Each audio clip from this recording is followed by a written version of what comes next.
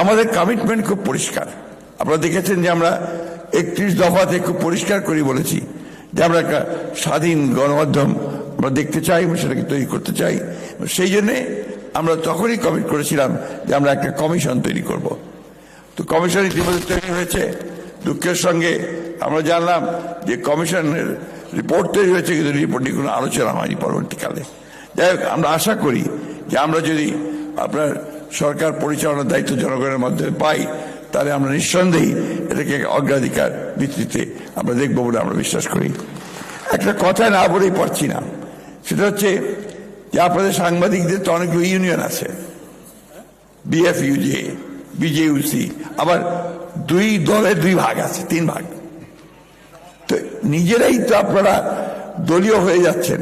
আজকে ফাহিম সাহেব যে কথা বললেন, রাজনৈতিক দলগুলো তো আপনার কাউকে পকেটের মধ্যে নিতে চায় না, কিন্তু আপনারা যদি পকেটে ঢুকে যান তখন কিন্তু দ্যাট বিকামস এ প্রবলেম। কারণ আমরা দেখছি তো যে আপনার গত 15 বছর কি হয়েছে। আমরা দেখেছি গত 15 বছর নিজেরাই উদ্যোগী হয়ে আপনারা ফ্যাসিলিটিকে সমর্থন করেছেন। এটা আমাদের ঢাকা, এই দেশের মানুষের ঢাকা। তো সেই জায়গাগুলোতে আপনাদেরও কমিটমেন্টের প্রয়োজন আছে যে আপনারা ওই জায়গাগুলো থেকে নিজেরা বাইরে থাকবেন। আপনাদের কমিটমেন্ট থেকে জনগণের কাছে আপনারা স্বাধীন সাংবাদিকতা করবেন।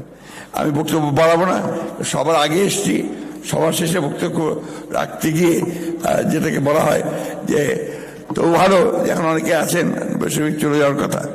তো আমি আবার ধন্যবাদ জানাই যে আপনারা আমাকে দেখেছেন।